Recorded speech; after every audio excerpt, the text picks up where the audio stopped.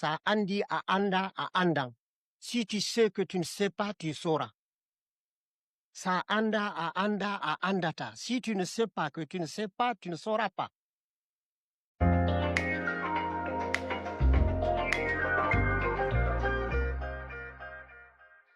Il y a des départs qui naissent de rêves et d'autres d'un besoin d'aller voir au plus loin.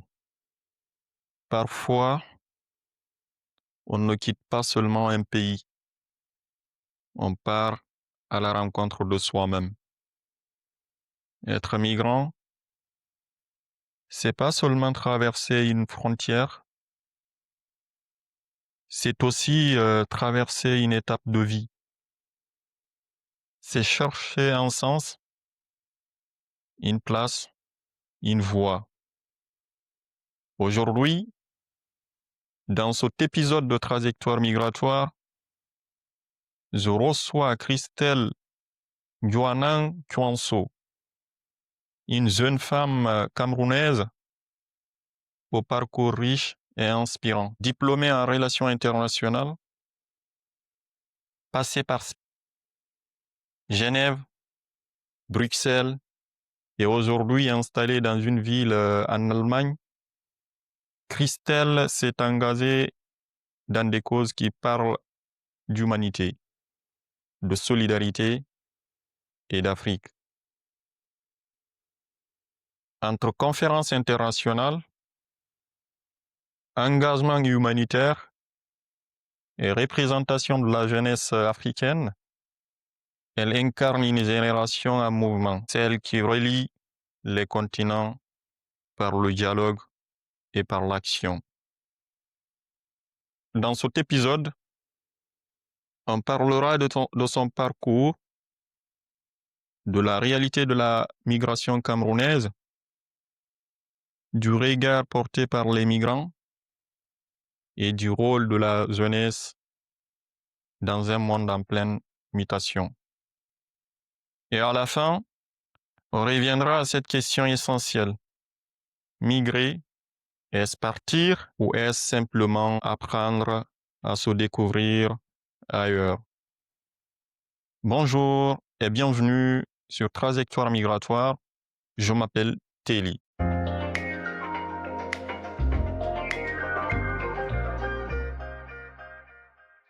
Bonjour et bienvenue Christelle. Bonjour Telly. Merci beaucoup d'être là et Bonjour, merci d'avoir accepté l'invitation. D'accord. Et je ne sais pas si tu te souviens, mais avant, tu te souviens certainement, je t'appelais souvent l'étudiante touriste européenne. Bien sûr, Un bien taquin, évidemment. un taquin, Ouais. un tout taquin. Pendant notre master, je te voyais sans arrêt partir d'un pays à l'autre. Ouais. Et comme moi aussi, j'aime voyager, je me suis dit qu'on avait ça en commun. Bref, tout ça pour dire qu'on se connaît depuis pas mal d'années. Bien sûr. Alors, comment te présenterais-tu à celles et ceux qui ne te connaissent pas? Ok, à ceux et à celles qui ne me connaissent pas, je me nomme Joanna Chanso-Christel, originaire du Cameroun et résidente en Allemagne dans la ville de Nuremberg. Je suis experte en relations internationales, Europe-Afrique et aussi écrivaine. J'ai un parcours assez varié et atypique. Et par ailleurs, je suis membre de plusieurs associations, notamment Femmes d'Impact de Prière, RDS Africa, Jivo Cameroun, European Youth Network for Global Development et j'en passe. Ok, très bien. C'est ce que je disais en fait. Le parcours il est long, donc on reviendra sur tout ça. On est là pour revenir sur le parcours et puis aussi parler des questions que voilà qui se posent aujourd'hui, des questions qui non seulement concernent le Cameroun, l'Afrique et l'Europe ou le monde entier. Et merci pour cette présentation. Et tu disais que voilà, tu es à Nuremberg, c'est ça? Oui, Et comment tu trouves cette ville? Elle est belle? elle est un peu assez particulière parce que, du moins, de par son histoire et tout, et du moins, je m'y plais. Ok, très bien. Si tu devais résumer ton parcours en 3 mots, lesquels choisirais-tu? Je dirais, pour résumer mon parcours en 3 mots, ça serait la persévérance, le courage et la détermination. La persévérance, le courage et la détermination. Ouais. J'aime ça. Je sais que tu es très, très, très déterminée, très courageuse, et c'est bien. Qu'est-ce qui t'a donné envie, de t'intéresser aux relations internationales? Au fait, j'ai nourri cette ambition depuis le Cameroun, au travers de mon cursus en anthropologie du développement à l'université Yaoundé 1. L'intérêt découle de la complexité et de l'importance des interactions entre les différentes nations et cultures, c'est-à-dire leurs enjeux économiques, politiques, mentaux et sociaux qui façonnent notre monde. Et cela me fascine et a un impact direct ou bien indirect sur la vie des hommes que nous sommes, c'est-à-dire de notre quotidien. Et depuis ces événements historiques et contemporains, s'illustre parfaitement comment les décisions prises au niveau international peuvent influencer le destin des pays, des populations. La dynamique essentielle pour appréhender ces défis mondiaux sont les conflits, les migrations, le changement climatique, les inégalités, l'injustice et, bien évidemment, droits de l'homme. OK. OK, bah, c'est très bien et on a des conflits, un peu partout, à travers le monde aujourd'hui et la question, des droits humains, se pose aussi parce Ouais. qu'on a plusieurs régions, à travers le monde où les droits humains ne sont pas respectés et je sais que voilà, c'est des questions qui t'intéressent et j'entends ça et c'est super intéressant. Peux-tu nous parler de ton parcours, scolaire et académique? Et est-ce que tu es né au Cameroun? Tu viens de quelle ville d'ailleurs au Cameroun? Au fait, bien sûr, je suis née au Cameroun et j'ai fait mon cursus scolaire dans la capitale politique de Yaoundé. Je suis passée de l'anthropologie de développement, je veux dire, licence en anthropologie de développement, en passant par la Hongrie pour le master en relations internationales et aussi des formations liées aux enjeux sanitaires qui placent l'homme au cœur de toutes les problématiques et qui méritent d'être traitées avec dignité indépendamment de son état de santé ou de son origine. Donc, ce serait, je pourrais dire, par rapport à mon parcours académique ou scolaire. Est-ce que tu peux me parler un peu de la ville où tu es né, de comment est-ce que tu as commencé, l'école? Genre, l'école primaire, le secondaire, comment ça s'est passé? Et au Cameroun, comment ça tout ça s'articule en fait? J'ai eu cette discussion avec, notre amie, Valérie qui, Mhm, voilà, qui m'a parlé un peu de, voilà, du système éducatif au Congo et je me suis rendu compte qu'on n'a pas le même système éducatif. Comme tu le sais, voilà, je suis d'origine guinéenne mhm. et je me demande en fait au Cameroun comment ça se passe en fait au niveau du système éducatif? Au niveau du système éducatif, au fait, quand dans l'enfance, tu dois aller à la maternelle, après à l'école primaire et puis au lycée et après à l'université. Donc, il y a des examens à passer. Par exemple, au niveau de l'école primaire, il y a un examen qu'on appelle le CEP, le Mmh. CPE et puis après, il y a, tu dois passer l'entrée, pour la 6e. C'est puisque pour aller en 6e, il faut faire un concours pour aller, soit au lycée ou bien au collège. Et après, au lycée, il y a le probatoire qui est en première et en terminale qui est le baccalauréat. Et tu as la possibilité de choisir des filières. Chez nous, il y a les filières comme, par exemple, moi j'ai fait allemand depuis la troisième, j'ai fait troisième allemand. Donc tu as la possibilité d'étudier soit l'allemand, soit l'italien, soit le chinois ou le latin. Donc, dépendamment de tes préférences, tu pourras choisir la filière qui te convient. Et aussi, il y a la filière scientifique et littéraire. Donc, il y a la D, il y a la C au niveau, de la seconde C, seconde A, seconde D, c'est un peu ça. Donc, on essaie déjà de veut dire quoi? De diversifier ou bien de spécialiser, au fait. OK. Et le système, il est comme ça, partout au Cameroun? Parce que, voilà, c'est un grand pays et j'imagine que, voilà, c'est assez décentralisé aussi. On a des régions et Oui, il y a une harmonisation parce que déjà ça c'est, disons francophone puisque ça le bilingue c'est un différent. C'est ils ont une je vais dire quoi? Une approche différente par rapport, à comment est-ce qu'il faut composer, le nombre de matières à valider et tout. Donc, je connais mieux par rapport au système, par exemple, francophone, puisque je suis une ressortissante du système francophone. Mais il y a une diversité concernant, par exemple, le système francophone et anglophone, au fait. Pour l'école anglophone, c'est un peu différent, au fait. Ok. Mhm. Donc pour ceux qui ne savent pas, qu'au Cameroun, on a deux systèmes, comme tu le dis, en fait. On a le système francophone et le système anglophone. Peut-être même un seul système, mais juste en fait peut-être deux grandes langues. Mhm. Il y a une région où on ne parle que l'anglais et l'autre plus grande région, c'est la région francophone. Et, euh, dans toutes les régions, de toute façon, il y a quand même plusieurs langues. Le Cameroun, Bien sûr. c'est un grand pays où il y a plusieurs ethnies, plusieurs communautés, et je pense qu'il y a énormément de langues dans le pays. C'est très, très riche et culturellement. Oui, ce que je vais aussi rappeler, préciser ici, c'est que même au niveau de la capitale politique, il y a les écoles anglophones, au fait. Donc, c'est pas seulement Ok, au niveau de Bamenda, mais les écoles anglophones sont partout au Cameroun. Mais maintenant, le système n'est pas pareil. Mais l'harmonisation par rapport au système anglophone, que ce soit de Yaoundé ou à Bamenda, c'est pareil. Et maintenant, francophone, c'est pareil. Il y a un format juste de système éducatif francophone comme anglophone. ok. Merci d'avoir partagé tout ça. C'est super. Et d'ailleurs, comme je te disais tout à l'heure, j'aime voyager. Je suis allé au Cameroun. Je sais pas si Wow. je te l'avais dit. J'y ai Non. passé 3 semaines à Douala, Mhm. précisément. C'est une ville qui est Bruyante. très Ouais. très animée et Mhm. magnifique un peu, parce que moi j'avais vraiment aimé. C'était super intéressant comme expérience.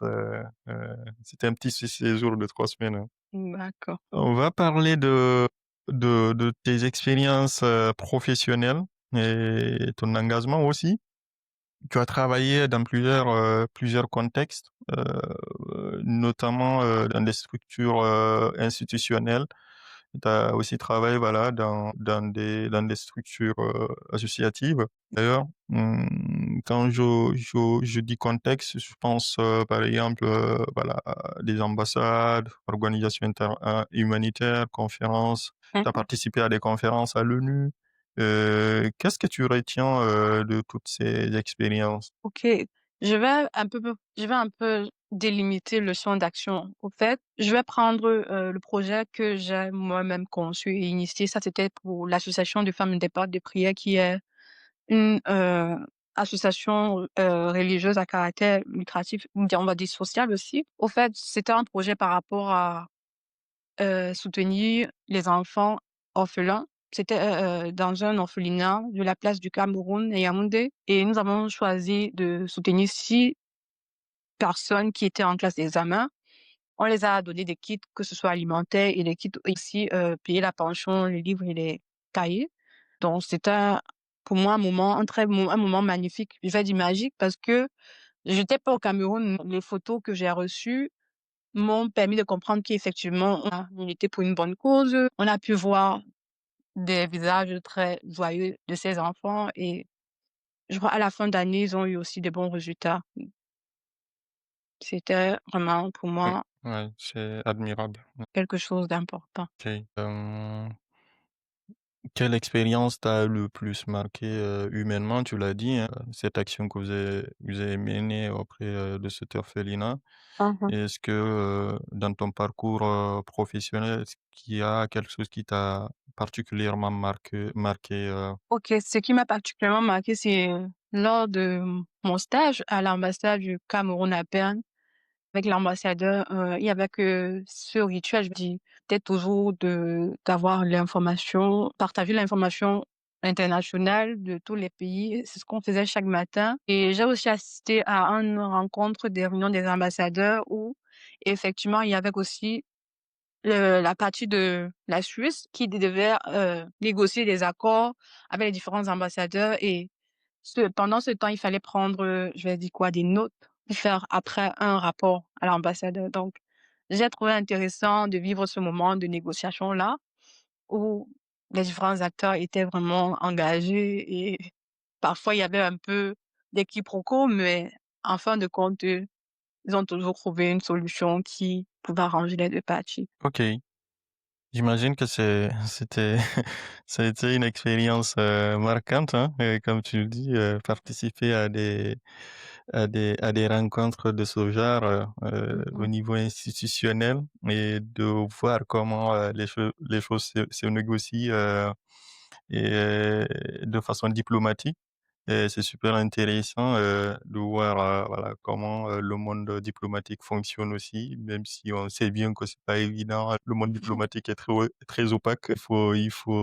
Il faut être, à l'intérieur pour comprendre comment ça se passe. Et toi, tu as vécu ça et c'est super et c'est quelque chose que tu voulais faire, ou tu envisages de continuer à faire? À travailler dans la diplomatie ou, c'était juste une expérience, passagère? Je ne sais pas ce que me réserve l'avenir, mais j'ai quand même mon cœur bat quand même pour les causes diplomatiques, mais plus humanitaires. OK, d'accord. OK, je te vois, travailler dans des organisations humanitaires, quoi. C'est-à-dire, et où tu peux mener des actions, de solidarité et Ah. d'ailleurs, voilà, tu as aussi une expérience parce que tu t'es engagé dans, Migration and Human Solidarity. Oui. Est-ce que tu peux nous parler de cette conférence ou de cette expérience que tu as eue au niveau de cet événement? Au fait, c'était, une conférence sur la migration et la solidarité humaine, au fait. Ça enfin, ça m'a j'ai eu pr j'ai il y a une prise de conscience qui s'est posée concernant la condition des migrants, au fait, qui sont souvent marqués par des importants défis, que ce soit sécuritaire, que ce soit économique ou bien, on va dire quoi? La recherche d'une vie meilleure et tout étant confrontés à des obstacles considérables comme la discrimination qui se fait ressentir malgré que nous disons d'être dans un monde de mondialisation, de globalisation, mais la discrimination se fait encore ressentir sur d'autres formes, au fait, et qui est souvent parfois piquant en tant que migrant de vivre ça, au fait.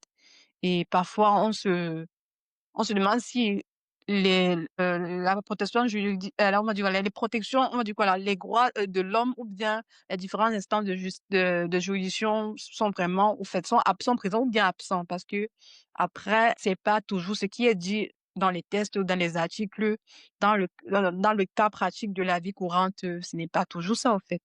Et puis, les conditions de vie souvent parfois précaires. Donc et parfois, je vais ajouter que fréquemment, ils sont victimes des récits négatifs, stéréotypes qui les déshumanisent. Genre, «Il faut rentrer chez vous, vous êtes venu faire quoi ici là? Vous prenez de la place». Je pense qu'il est nécessaire encore de revoir, je vais dire quoi? Que le monde soit plus empathique et solidaire et Ouais. que c'est les préjugés liés à la migration parce que je pense que la migration, c'est un phénomène qui est, je vais dire quoi là, qui est ancien à l'humanité. C'est tout le monde voyage pas d'un pays à un autre pour quelconque raison, que ce soit sécurité ou pas, ou que ce soit pour le mariage ou bien que ce soit pour l'éducation. Nous sommes une humanité, au fait. Il n'y a pas un peuple qui va dire qu'il n'a pas vécu une phase de migratoire. Ouais, OK. C'est super ce que tu viens de dire et d'ailleurs, c'est l'une des raisons, qui m'a poussé à créer cet espace d'échange, pour parler de ces questions. Comme tu le sais, je travaille sur ces questions depuis un certain temps et récemment j'ai publié mon troisième livre qui porte sur, voilà, les trajectoires migratoires guinéennes, que vous pouvez trouver sur Amazon et en librairie si jamais vous êtes intéressé à découvrir le contenu. Mais, D'accord. ce que tu dis est vrai et c'est important, voilà, d'avoir des espaces où on peut parler de ces questions de façon naturelle, de façon réelle et impactante parce que plus souvent, la migration, elle est abordée ou elle est racontée par, des personnes qui, ne la vivent pas vraiment, en fait, Bien. qui ne la connaissent pas, qui ne l'appréhendent pas, et plus souvent, en fait, on laisse soit les médias, les Mmh. acteurs institutionnels, des personnes qui sont entre, 4 murs, qui se permettent de prendre des décisions, sur des questions qui sont beaucoup plus compliquées et qui se permettent, voilà, de définir, des dispositifs ou des mesures en fait qui ont de l'impact, ça peut être de l'impact négatif ou positif, hein. Mais oui, en tout cas, cet espace, il a été pensé comme ça. Et là, on va inviter des personnes qui vont nous parler de leur parcours migratoire pour faire comprendre au monde que la migration, elle est pas nouvelle en fait. Et donc, comme tu le dis, et très souvent, surtout dans les pays occidentaux, Ouais. on met le focus ou on met l'accent sur les chiffres, le nombre de personnes qui arrivent, et on oublie ou on fait abstraction en tout cas de la vraie vie de la migration et ce que la migration apporte dans ces pays. Et parce qu'il n'y a pas que voilà de la misère qui arrive dans ces pays, il n'y a pas que des personnes qui arrivent pour prendre la place. Non, il y a des personnes qui arrivent et qui arrivent pour étudier, qui arrivent en tout cas à contribuer au développement de ces pays. Tu prends aujourd'hui plusieurs secteurs dans les pays occidentaux. C'est des secteurs qui sont absolument gérés ou occupés par des personnes issues de la migration et ce qui fait vivre l'économie dans ces pays. Et donc, et c'est important, voilà, de s'intéresser à tout ce qui est événements, initié, pensé par voilà des personnes ou des personnes en tout cas qui sont concernées par la migration, qui vivent la migration en fait. Ouais. Et il faut pas avoir le complexe parce que très souvent, et j'aime souvent en fait le dire, on en parlera, hein, je vais avoir ton avis aussi, mais très souvent le mot migrant ou le mot migration, beaucoup de personnes ont un peu le complexe. Je pense aux intellectuels ou aux personnes qui sont arrivées ici, en tout cas pour des raisons X ou Y, mais qui ont le complexe de se définir en tant que migrant. Alors que, comme j'aime souvent le dire, à partir du moment où on décide de quitter son pays, on traverse une frontière, on va s'installer dans un autre pays pendant quoi 6 mois, un an, voilà, ce qu'on est déjà dans ce cas de la migration, quoi. C'est-à-dire on est migrant.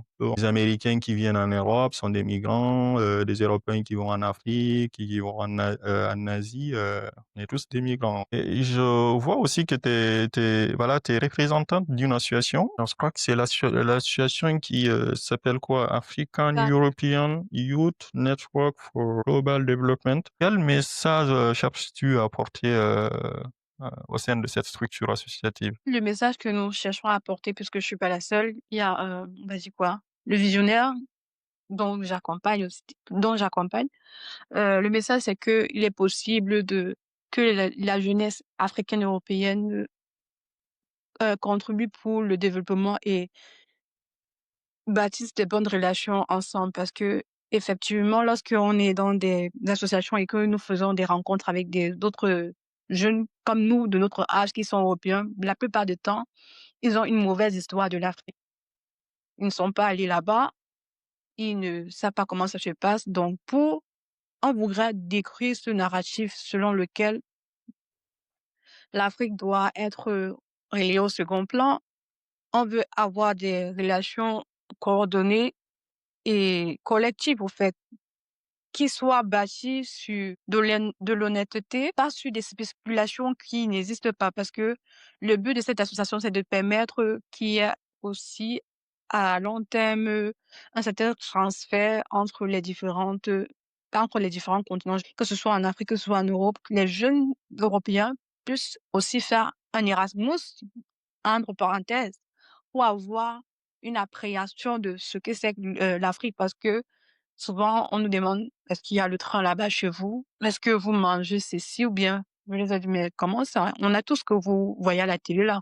Je ne sais pas si on vous montre juste une partie de l'histoire, l'ancienne histoire de l'Afrique, au fait. C'est de déconstruire ces stéréotypes-là, ces préjugés par rapport à l'Afrique et enfin de bâtir des relations plus équilibrées et, je vais dire quoi, soudées, de solidarité parce que on va dire quoi, on est des continents proches, de vie de notre histoire et on sera toujours, on est comme Ouais. des frères et sœurs, donc on peut pas se dissocier l'un de l'autre comme ça, du jour au lendemain. Je pense que personne ne se construit seul et on a chacun besoin d'une autre personne.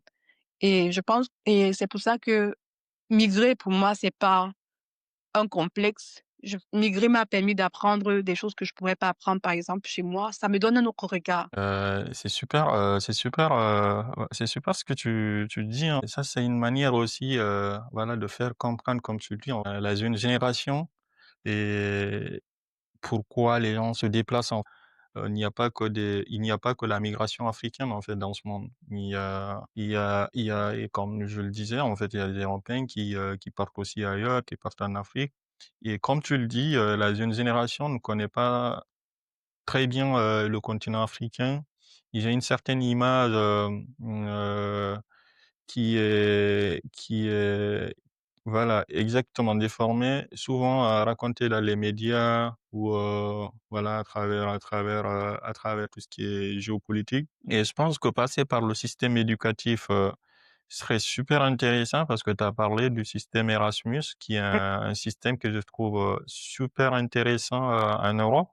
Pour ceux et celles qui ne savent pas, le système Erasmus, si je ne dis pas de bêtises, hein, c'est un programme européen qui permet non seulement aux étudiants, mais aussi aux enseignants ou personnel universitaire, ça peut être des chercheurs, de Mhm, partir étudier, se former ou travailler dans un autre pays européen pendant quelques mois ou une année. Et si tu te souviens, en fait, le programme d'études qu'on a fait, on avait des étudiants en fait qui étaient venus d'autres pays européens. C'était très très riche comme programme parce que voilà, il y avait plusieurs nationalités africaines, plusieurs nationalités européennes, et je trouve ce système très pertinent, enrichissant. Et si, comme tu le dis, en fait, on arrive à élargir ce système ou créer un système de ce genre entre l'Europe et l'Afrique, je pense que ça pourrait changer beaucoup de choses en fait, parce que il faut le dire, hein, et les Européens ont beaucoup à apprendre voilà, du continent aussi. Et mhm, je pense que les étudiants européens peuvent aussi se permettre d'aller découvrir, apprendre. Le fait simplement de voyager mhm. dans un autre pays est une expérience en soi, en fait. On n'a pas besoin d'aller travailler ou d'aller étudier. Le fait simplement d'aller découvrir dans une culture, une langue ou parler à des personnes est enrichissant en fait. Donc il faut pas négliger ça. En tout cas, moi je salue ce que fait cette association, ce que vous faites et c'est admirable. Oui. On va parler un peu de ta vie en Europe. Tu vis, comme tu l'as dit aujourd'hui, en Allemagne. Et comment s'est passée ton intégration? Quelles ont été les principales difficultés ou est-ce qu'il y a eu voilà, quelques surprises euh, à ton arrivée en Allemagne ou pendant ton intégration? Et d'ailleurs, est-ce que tu parles le Dutch parce que tu disais tout à l'heure en fait que Ah, je voilà, dois. au Cameroun, vous aviez la possibilité, voilà, t'as fait l'allemand. Yeah. Et, et, le Dutch, franchement, c'est une langue assez particulière. Je suis allé plusieurs fois en Allemagne. Je trouve ce pays magnifique, mais ils ont une langue difficile à apprendre. Je me suis toujours demandé comment les francophones font pour s'y intégrer en parlant cette langue. Et je salue de passage tous mes amis qui vivent à Deutschland parce que j'en ai plusieurs. Allez, je te laisse répondre à cette question, parler un peu de D'accord. l'Allemagne et de ton intégration là-bas. Ah. Mon intégration en Allemagne est constituée d'une expérience à la fois riche et variée. D'une part, j'ai rencontré plusieurs difficultés, mais d'autre part, j'ai également fait face à des belles surprises qui ont rendu ce processus particulièrement enrichissant. Parmi les principales difficultés, la barrière linguistique s'est relevée significative parce que l'accent allemand est parfois difficile à comprendre lors des premiers échanges avec du moins, des professeurs, puisque à l'arrivée, tu dois faire encore des cours de langue et passer un examen et tout. Et de plus, la culture allemande possède des codes, ses codes et ses traditions qui lui sont propres. Par exemple, parfois, il m'était difficile de m'adapter à ces nouvelles normes sociales qui étaient à l'école. Quand tu manques l'école, tu dois informer. Si tu arrives, tu as un retard, tu accuses un retard pour l'école, tu dois informer le professeur que tu vas accuser un retard de tel nombre de minutes. Ou bien, quand tu es en communauté à l'église, s'il y a un événement, on demande de se signaler à l'avance. Et comme en Afrique, on aime bien la spontanéité, ils sont plus très dans la planification et tout. C'est une société assez très planifiée. C'est pour ça que on va pas trouver trop de décalage entre, on va dire quoi, la classe prolétariat ou bien la classe est riche, même si dans tout système, il y a toujours une faillite. Il y a des failles. Les belles surprises aussi ont été incarnées par l'hospitalité des habitants. Je vais souligner ici, il y a une amie que j'ai rencontrée lors d'un stage. Elle s'appelle Eva Maria. L'impression que j'ai eue lors du dîner avec sa famille, c'était un peu comme si j'étais un membre de cette famille.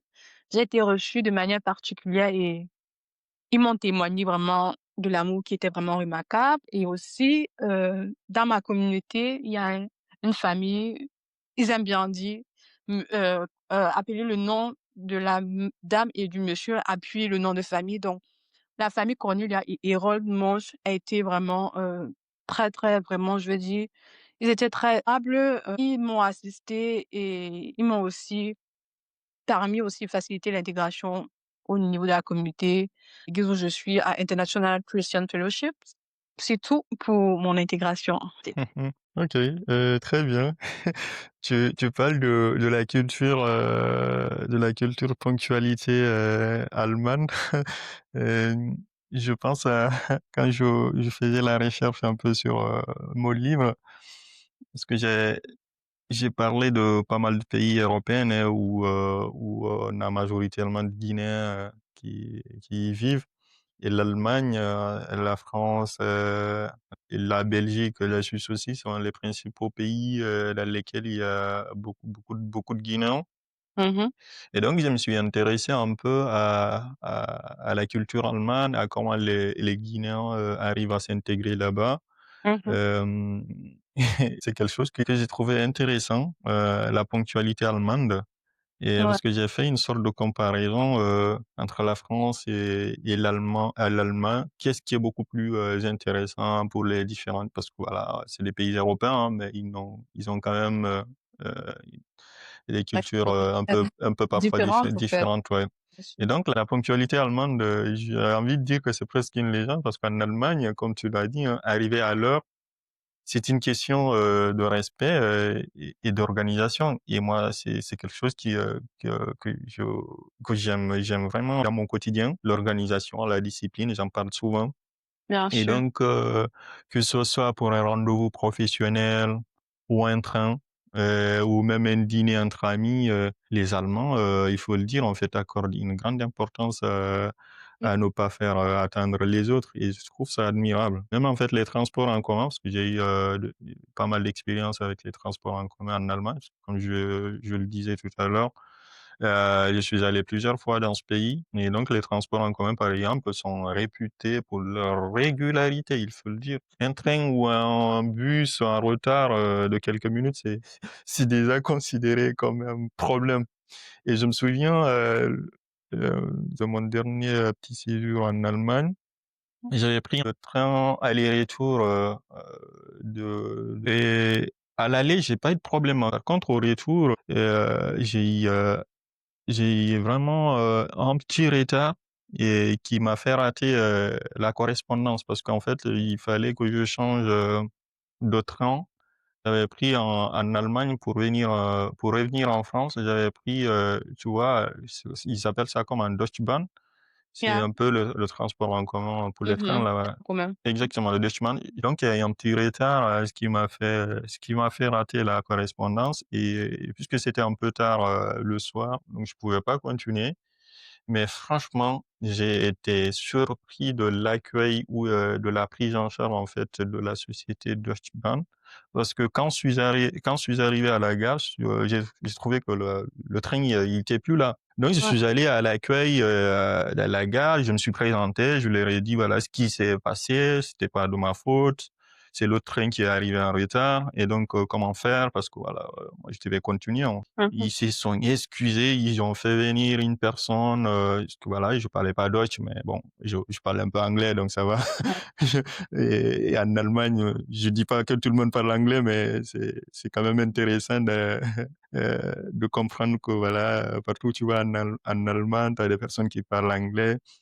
Et à chaque fois que j'y vais, j'ai pas ce problème en tout cas de me faire comprendre puisque je parle l'anglais. Et donc on a échangé, je leur ai expliqué la situation, le monsieur s'est excusé, et c'était super.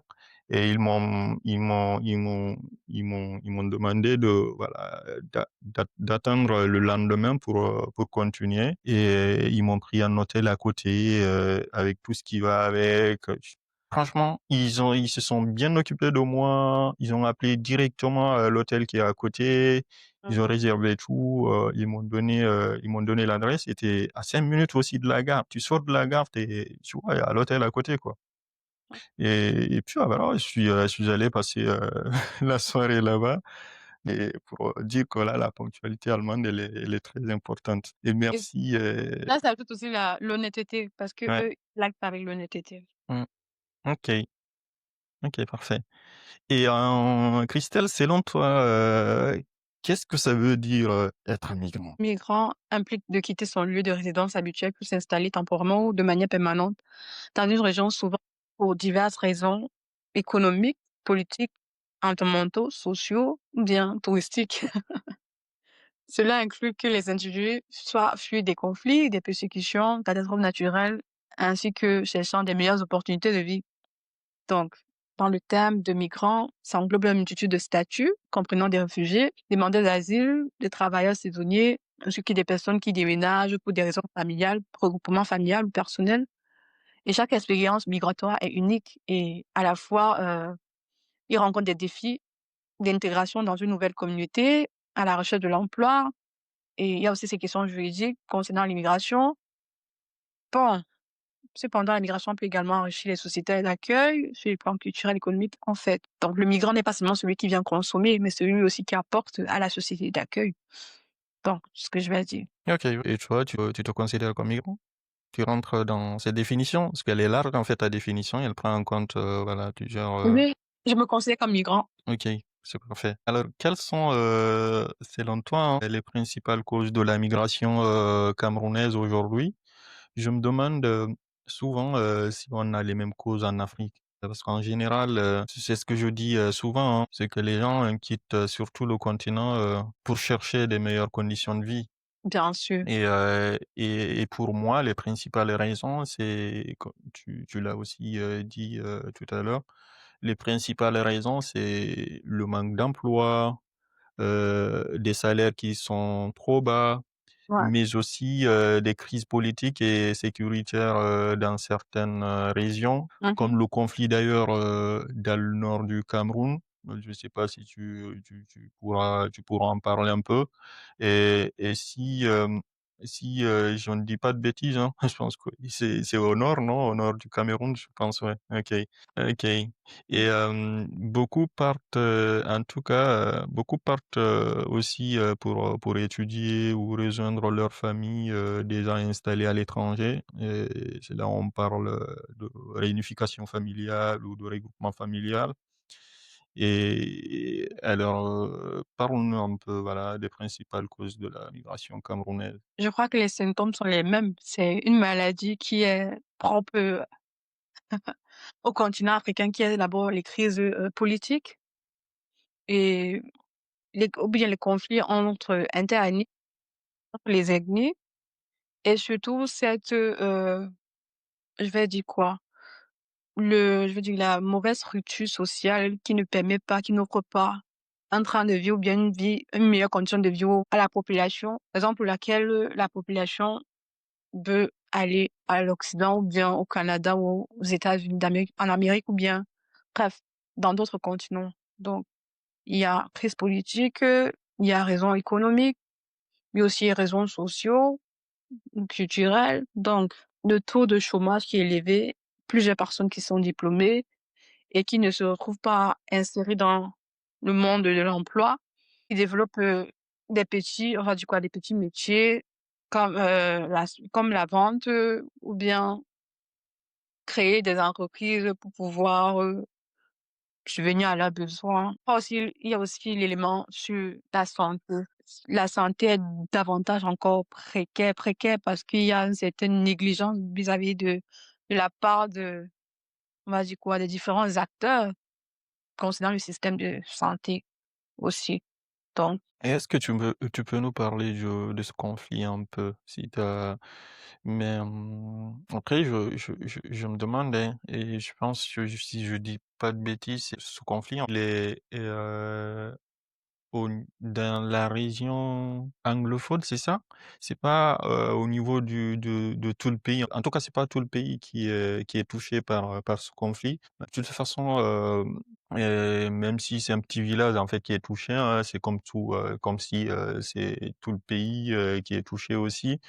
Et comme disait, je crois, Luther King, qui disait que voilà, une injustice qui est causée quelque part dans le monde est une injustice pour l'humanité, quoi. Donc, tu peux me parler rapidement de cette crise ou de ce conflit qui, il me semble, hein, comme tu l'as dit aussi, peut-être l'une des raisons qui pousse certains Camerounais à quitter le pays. en fait, ce conflit sévit depuis des années. Le problème se pose au niveau de la représentation au niveau de l'État des différentes régions du Cameroun. Donc, le côté du Cameroun anglophone ne se voit pas représenté dans les différentes instances, que ce soit politiques, économiques, juridictionnelles du Cameroun, et ils revendiquaient une certaine autonomie. C'est la raison pour laquelle que jusqu'à nos jours, il y a toujours encore, on va dire quoi, c'est pas tellement, on va dire, c'était toujours là, ça reste toujours un débat, le fait que euh, pour la plupart du temps, quand on va regarder le système politique camerounais, la représentation, il n'y a pas une représentation équitable de toutes les différentes des 10 régions du Cameroun. Donc, il y a certains qui sont un peu délaissés. On va dire, ceux qui sont du centre, bien du sud, ont la majorité, et le reste sont délaissés, ou bien il y a les conflits internes entre eux, par exemple, les peuples de l'ouest et les peuples du centre. Bref, il y a des trucs comme ça qui arrivent. Ok, ok. Je sais que tu t'intéresses aussi au développement du continent africain. Et comment perçois-tu le lien entre migration et développement pour l'Afrique? Et comme tu le sais, il y a énormément d'Africains en Europe, aux États-Unis. Et j'ai envie de dire qu'il y a beaucoup de membres de la diaspora africaine qui s'intéressent de plus en plus au développement de l'Afrique ou voilà, au retour en Afrique. Je pense d'ailleurs à pas mal d'entrepreneurs aujourd'hui qui sont soit nés ici en Europe ou qui étaient venus ici pour y étudier et qui aujourd'hui commencent à s'intéresser de plus en plus au développement en Afrique à travers des initiatives entrepreneuriales et à travers pas mal d'événements. Je pense à Philippe Simo, je sais pas si tu le connais, un Ouais. Camerounais qui parle beaucoup d'entrepreneuriat, qui parle de beaucoup de retour au pays.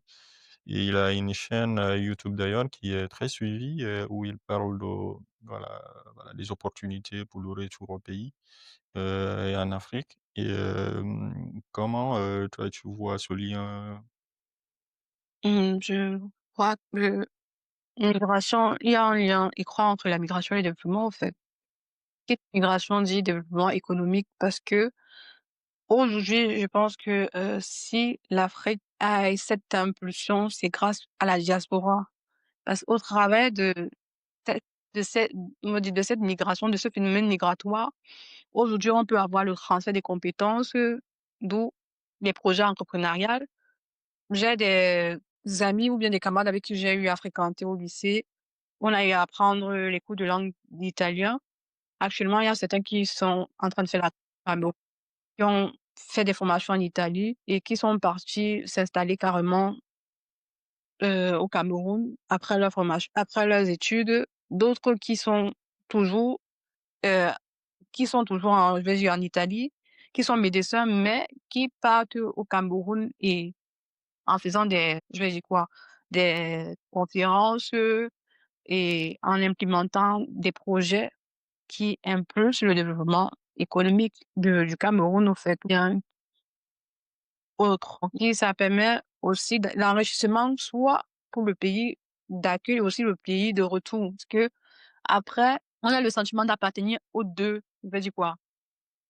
Au pays d'accueil, au pays de retour. Parce que si on existe, si on est ce qu'on est, c'est la somme des expériences que nous avons vécues. C'est pas simplement le fait d'appartenir ou bien d'être originaire de, mais nous sommes des citoyens du monde. Je me considère comme citoyen du monde. Je me définis de manière pas particulièrement que je suis camerounais parce que je me dis si je n'étais pas venue en Europe, si j'avais pas fait les voyages que j'ai fait, je n'aurais pas cette ouverture d'esprit, cette connaissance que j'ai donc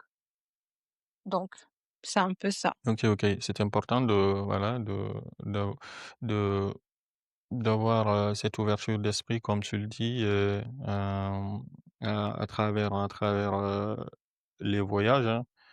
J'ai beaucoup appris à travers mes voyages, à travers mon expérience, voilà, mon expérience professionnelle dans différents pays. C'est quelque chose qui me nourrit et qui continue justement à m'aider à avoir cette ouverture d'esprit, à aller vers l'autre, à apprendre en fait la culture de l'autre Mm. et à partager aussi ce que je peux partager, que ce soit voilà de ma culture ou autre chose. Et c'est important de travailler ce lien. Le lien, il existe hein, depuis très longtemps. Les Africains en général sont très très attachés à leur pays, à leur continent. Mm. Ça se voit à travers plusieurs initiatives et on pense souvent, à tout ce qui est, voilà, flux de transfert, de fonds et les membres de la diaspora contribuent beaucoup, beaucoup, voilà, à la transformation, du continent et ça, c'est très important. Ce que j'aime souvent aussi, souligner, c'est qu'il faut pas qu'on se limite simplement à envoyer de l'argent. Il est très important de penser à tout ce qui est transfert de compétences. D'ailleurs, en fait, c'est assez marrant, mais on dit souvent que les Chinois sont, voilà, ils viennent en Europe, aux États-Unis pour voler la technologie. Donc ils viennent, ils copient, après ils travaillent leur pays.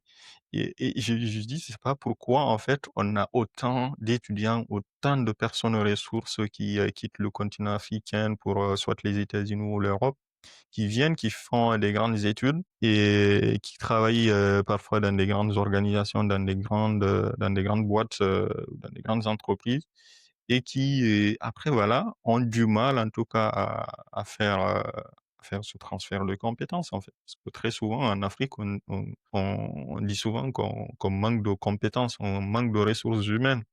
Et je sais pas, c'est assez paradoxal, mais après on a le contexte politique aussi, à travers, tout ce qui est gouvernance. Je pense qu'il y a tellement de choses à faire, dans nos pays, pour pouvoir en tout cas bénéficier Je pense que des acquis, c'est des expériences en tout cas ce des membres de la transfert diaspora. je pense que si tu me permets, ce transfert de compétences n'est pas effectif à cause de 2 points. Ouais.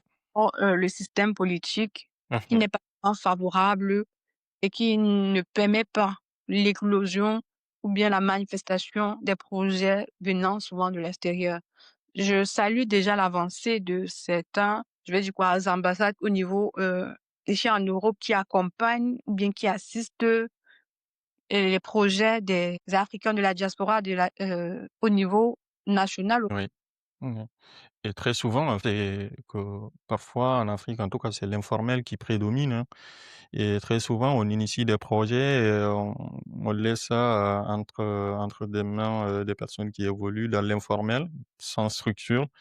Et c'est pourquoi je salue, voilà, certains membres de la diaspora qui, voilà, qui commencent à avoir des initiatives, qui ont déjà des initiatives entrepreneuriales. Tout à l'heure, je te parlais de Philippe Simo, qui organise, chaque année, en fait, un événement à Paris, voilà, l'événement Back to Africa, où ils invitent, des personnes qui ont vécu ici et qui ont eu l'expérience, en fait, du retour, et qui parlent, d'opportunités. C'est super intéressant. Parce que c'est à travers ce genre d'initiative qu'on peut arriver en tout cas, avoir de l'impact à travers voilà, le transfert de compétences ou le transfert de fonds. Parce que, comme tu le dis, les contextes sociopolitiques ne sont vraiment pas favorables à ce genre d'initiative. Parce que s'il n'y a pas une bonne politique voilà, d'accompagnement, c'est difficile voilà, qu'un particulier ou qu'une entreprise arrive à changer tout seul tout un pays. Il faut un vrai système, une vraie politique voilà, d'accompagnement. Et d'ailleurs, je le dis très souvent, en fait, je me demande comment les dirigeants africains peuvent se permettre de mettre autant d'efforts dans tout ce qui est recherche d'aide publique au développement, recherche de crédit, et à travers des institutions qui ne sont pas les leurs, et pour répondre aux besoins de leur population.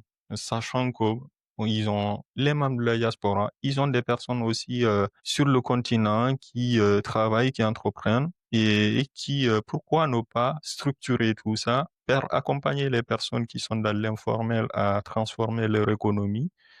C'est ce qui va permettre au pays de se développer, hein. C'est pas une aide en fait qui peut être apportée par une institution de tel ou tel pays. Une aide ne peut pas transformer un pays. Et il faut une vraie économie et il faut la participation économique et intellectuelle des membres de la diaspora, parce qu'on en a beaucoup. Et d'ailleurs, quand il y a des grands projets qui sont initiés dans certains pays, ils font appel à des gros cabinets internationaux, des experts internationaux, alors que voilà, ils ont au niveau de la diaspora des personnes qui sont très qualifiées, qui travaillent dans des grands groupes et qui ont de l'expertise, et même des personnes en fait qui ont fini, qui sont à la retraite, qui ont fini de travailler en Occident, qui sont là, peuvent être appelés pour aller travailler, apporter leur expérience. Et je pense que c'est ainsi qu'on peut arriver à transformer nos pays. C'est pas en allant toujours vers l'autre, en se victimisant et en renvoyant la responsabilité à l'autre. Il faut vraiment accepter de se dire que voilà. Et l'économie, elle doit être gérée non seulement par les locaux, les populations africaines, mais aussi voilà, des personnes issues de la diaspora, quoi. Pour cela, il faut un cadre, il faut un environnement favorable, il faut une vraie politique, une vraie vision en fait de développement. C'est super intéressant en tout cas d'avoir ces échanges dans cet espace. Et tu t'intéresses beaucoup à la jeunesse africaine. Je pense aux étudiants, par exemple, qui arrivent en Europe pour étudier ou qui partent aux États-Unis. Et je pense aussi aux jeunes qui sont aussi sur le continent et qui, d'une certaine manière, peut-être aussi veulent partir, ou il y en a aussi qui veulent rester sur le continent. Et comme on aime souvent en fait le dire, l'Afrique est très jeune. Le continent africain est très jeune et il y a beaucoup de jeunes, et il faut penser à ces jeunes, et il faut essayer d'accompagner ces jeunes à mieux se repérer, à mieux s'orienter, que ce soit à l'école ou dans le monde professionnel. J'ai l'impression que voilà, les jeunes sont mal accompagnés et sont mal orientés. Il est important que voilà, ces jeunes euh, puissent voilà, s'intéresser à ce qui se passe ailleurs, en fait. C'est vrai que ça se fait, hein. Aujourd'hui, on voit ce qui se passe à travers les réseaux sociaux. Mais très souvent, moi, j'ai envie de dire que voilà, il faudrait que la jeunesse africaine passe au moins moins de temps à se distraire, surtout sur les réseaux sociaux. Et aujourd'hui, on a Internet, le monde est très connecté, on a des outils qui nous permettent d'aller de l'avant, qui nous permettent de transformer nos pays, qui nous permettent d'étudier, d'apprendre tous les jours. Et aujourd'hui, on peut être dans un village ou dans un pays africain et apprendre voilà, des cours au travers le monde. On a beaucoup de plateformes qui permettent aujourd'hui aux jeunes d'apprendre même sans moyens, en fait. On n'a pas besoin d'avoir des milliers de dollars pour aller faire des grandes études. Aujourd'hui, à travers une connexion Internet, tu peux te connecter, aller sur YouTube, suivre des formations gratuites, regarder des vidéos qui peuvent contribuer à améliorer ton domaine d'expertise ou permettre en tout cas d'avoir des compétences. Mais plus souvent, en fait, les jeunes, quand ils ont une connexion Internet, c'est pour aller sur Facebook, aller sur TikTok et se laisser distraire comme ça, alors que dans les pays où ces plateformes ont été créées, les jeunes ne sont pas comme ça, ils se comportent pas comme ça. Et moi, ce que je vois aujourd'hui sur le continent, à travers TikTok qui a pénétré tous les pays africains, c'est en train de distraire nos jeunes et c'est un véritable problème, c'est très, très problématique en fait, en tout cas pour le système éducatif. Et les écoles, on n'enseigne pas ça, on n'apprend pas les jeunes à comment utiliser Internet, à comment utiliser les réseaux sociaux, à comment faire des recherches. Et à la maison, et c'est pas aussi le cas. Les parents n'ont pas soit les compétences ou n'ont pas les outils qu'il faut pour leur permettre d'accompagner leurs jeunes. Et c'est comme ça, tu vois des jeunes qui sont au collège, parfois même sont à l'école primaire, qui ont des smartphones et qui ont une connexion Internet sans limite et qui peuvent se permettre d'aller regarder des contenus qui ne vont pas leur apporter quelque chose, quoi. Et c'est quelque chose qu'il faut vraiment avoir en tête, non seulement pour des personnes comme nous, à travers des échanges comme ça, et il faut arriver à sensibiliser à travers les outils que nous avons aujourd'hui. Et d'ailleurs, ce que je dis souvent en fait à certains jeunes qui me contactent pour me demander des conseils, je leur dis souvent, vous me contactez sur WhatsApp ou sur Facebook. Je dis, mais vous savez qu'il y a, le monde digital ne se limite pas simplement à Facebook ou TikTok ou je sais pas moi, il y a d'autres plateformes. Quelqu'un qui a envie, surtout pour un jeune qui est à l'université ou qui s'interroge sur ce qu'il veut faire voilà, dans sa carrière ou ce qu'il veut faire sur le marché du travail, il ne devrait pas passer tout son temps, en tout cas sur Facebook ou sur TikTok. Il y a une autre plateforme en fait pour ça. C'est LinkedIn. Je leur dis, vous savez, si vous voulez apprendre, si vous voulez avoir des personnes qui vous inspirent, si vous voulez vous faire accompagner, allez sur des plateformes où vous pouvez voir des contenus qui peuvent contribuer à améliorer vos connaissances, en tout cas contribuer à affiner un peu ce que vous voulez faire. Et là, on a LinkedIn, on a YouTube qui est voilà une plateforme incroyable qui permet aujourd'hui à tout le monde d'apprendre de façon gratuite, quoi. C'est vraiment un problème structurel en fait. C'est un problème structurel. Il faut repenser un peu tout le système éducatif, tout le système institutionnel pour pouvoir arriver en tout cas à répondre à ces questionnements, à ces problématiques. Alors, avec ton parcours et et ton expérience, puisqu'on parle de jeunes, quels conseils, donnerais-tu à un jeune africain qui rêve de partir, à l'étranger? Oui, avec mon parcours, mon expérience, le les conseils que je pourrais donner à un jeune Africain, à une jeune Africaine qui va m'écouter, ou bien qui sera en train de m'écouter, qui rêve de partir à l'étranger, c'est que l'étranger, n'est pas l'étranger n'est pas un Eldorado. Peu importe le continent, que ce soit en Europe, que ce soit en Amérique, que ce soit en Asie, les individus vivent dans ces continents-là. Ils font face à les mêmes réalités que nous également nous faisons face. Et j'aimerais dire à ce jeune Africain que ton parcours, je vais dire quoi, multicolore, est une force.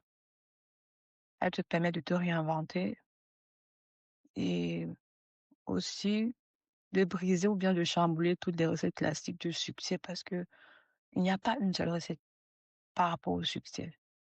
C'est chaque expérience unique et particulière qui constitue une recette, qui constitue un apport pour le succès. Ouais. C'est tellement vrai ce que tu dis.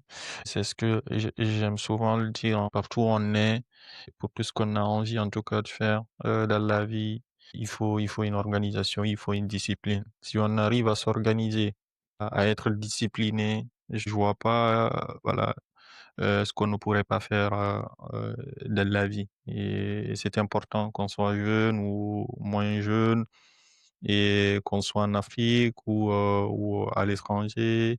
Et il faut être organisé, il faut être discipliné, il faut savoir ce qu'on veut.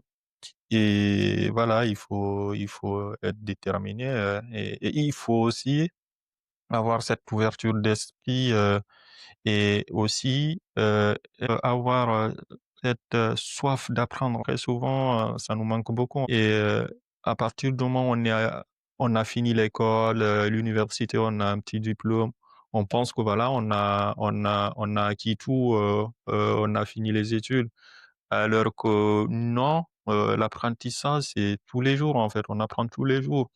Et d'ailleurs, c'est l'une des problématiques qu'on a dans nos différents pays, hein, et les gens ont du mal à se former de façon continue. La formation continue, elle n'existe pratiquement pas. Et quelqu'un fait son parcours scolaire et universitaire et ça s'arrête là.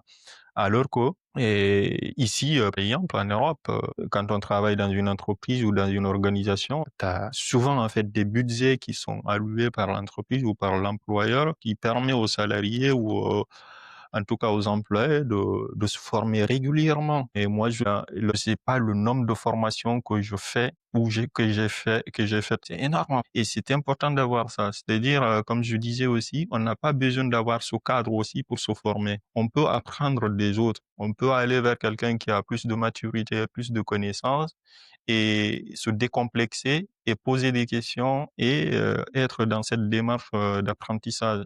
Et c'est important. Aussi, je disais aussi, voilà, on a aujourd'hui, avec Internet, beaucoup de plateformes qui nous permettent d'apprendre gratuitement. Et aujourd'hui, on parle beaucoup de l'intelligence artificielle et je pense que c'est important que les jeunes en tout cas soient préparés à tout ça parce que c'est des outils qui vont transformer, qui sont en train d'ailleurs en fait de transformer le monde, hein. Et si ce vague technologique, si on loupe cette opportunité qu'on aura, en tout cas qu'on peut avoir pour transformer nos économies, pour aller de l'avant, pour apprendre rapidement, ce sera dommage quoi, parce qu'on a manqué beaucoup d'opportunités à travers l'histoire. On arrive à la fin de cette discussion intéressante. J'ai deux, trois questions avant de finir. Si tu devais décrire la migration en une phrase, que dirais-tu? Si je devais décrire la migration, le concept de migration en une phrase, je dirais la migration est un phénomène intrinsèque à l'histoire de l'humanité. Elle débute avec les premiers hommes et elle se poursuit jusqu'à nos jours. Au fait, la migration, c'est un phénomène qui ne va pas s'arrêter. C'est un phénomène qui ne va pas simplement s'arrêter et c'est un phénomène qui a existé et qui continuera à exister, au fait. D'accord, un phénomène intrinsèque. Ah, c'est bien, c'est très pertinent, oui. C'est exactement ça, la migration. Elle fait partie de l'histoire de l'humanité, quoi. C'est un phénomène qui a existé, qui existe et qui existera, quoi. Et il faut pas voir la migration comme voilà une fatalité. La migration, c'est une bonne chose en fait dans la vie humaine en fait. Et aujourd'hui, surtout le monde dans lequel nous vivons, et on a quand même aujourd'hui les moyens qui nous permettent de vivre cette migration de façon simple parce qu'avant, la migration, elle n'était pas facile. Avant tout ce qui est moyen de transport, et je me demande souvent comment nos aïeux faisaient pour se déplacer. C'était pas facile en fait. Se déplacer d'une ville à une autre ou d'un pays à un autre, c'est compliqué. C'est des années de voyage. Et aujourd'hui, on peut aller d'un continent à un autre en quelques heures. et il faut vivre ça de façon positive. Il faut l'accepter et l'intégrer dans nos différentes sociétés, que ce soit dans les sociétés occidentales ou dans les sociétés africaines ou dans les sociétés asiatiques. On est tous, voilà, aujourd'hui dans un monde, comme on aime souvent le dire, un monde ultra connecté, un monde interdépendant, un monde globalisé et entre guillemets un village planétaire. Et il faut pas être complexé à vivre cette migration. Alors, avant la dernière question, est-ce que tu aurais une citation ou un proverbe camerounais à nous partager? Et je ne sais pas si tu suis les travaux de Achille Bembe. Et d'ailleurs, je l'ai cité dans mon livre, parce que tout à l'heure on parlait de monotransport. Il a quand même fait une analyse sur les inégalités qu'on constate aujourd'hui au niveau de tout ce qui est monde de transport à travers le monde. Autant on a des facilités à se déplacer en Occident, en Afrique, on a des vraies problématiques liées au déplacement. Et on parle souvent d'intégration, d'union, mais on oublie les fondamentaux, on oublie la base. Tant qu'on n'arrive pas à développer nos infrastructures routières pour interconnecter en tout cas les différents pays, les différentes régions, on aura du mal à rendre effective l'intégration africaine ou l'intégration régionale.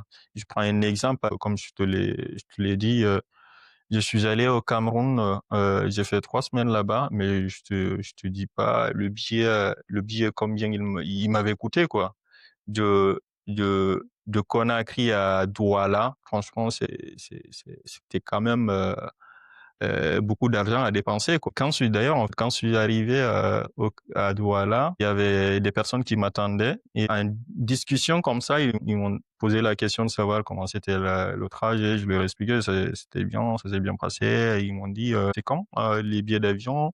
Je leur ai dit, en fait, le montant que j'ai payé pour le billet, ils n'en croyaient pas, en fait. C'est abusé, en fait, le montant. Parce qu'en fait, il n'y a pas assez de trafic entre nos pays, il n'y a pas de compagnie, ce qui fait que euh, la circulation entre nos différents pays coûte cher, alors que voilà, un Guinéen ou un Camerounais qui quitte voilà, son pays pour la France, c'est beaucoup moins cher que quitter le Cameroun pour aller dans un pays ouest-africain. Avant la dernière question, est-ce que tu aurais une citation ou un proverbe camerounais à nous partager? Concernant la citation ou le proverbe camerounais qui me parle particulièrement, c'est celui de je crois que c'est un proverbe qui est propre à il y a diverses, je veux dire quoi? Expressions de ce proverbe, dans le continent africain, mais je vais m'intéresser particulièrement sur l'expression, camerounaise, de l'Ouest Cameroun, au fait, qu'une seule main ne peut pas attacher un fagot de bois. Ici, ce proverbe veut souligner que pour faire des tâches importantes, nous avons besoin de collaboration et nécessite aussi l'aide des autres. C'est pour dire que nous ne pouvons pas construire une grande vision et tout ce qu'on peut faire dans la vie sans l'aide des autres. D'où l'appel à la solidarité et à l'humanité. Ok, ok, ah, c'est super intéressant, hein. Et pour finir, qu'est-ce qui te fait te sentir chez toi, peu importe le pays où tu vis?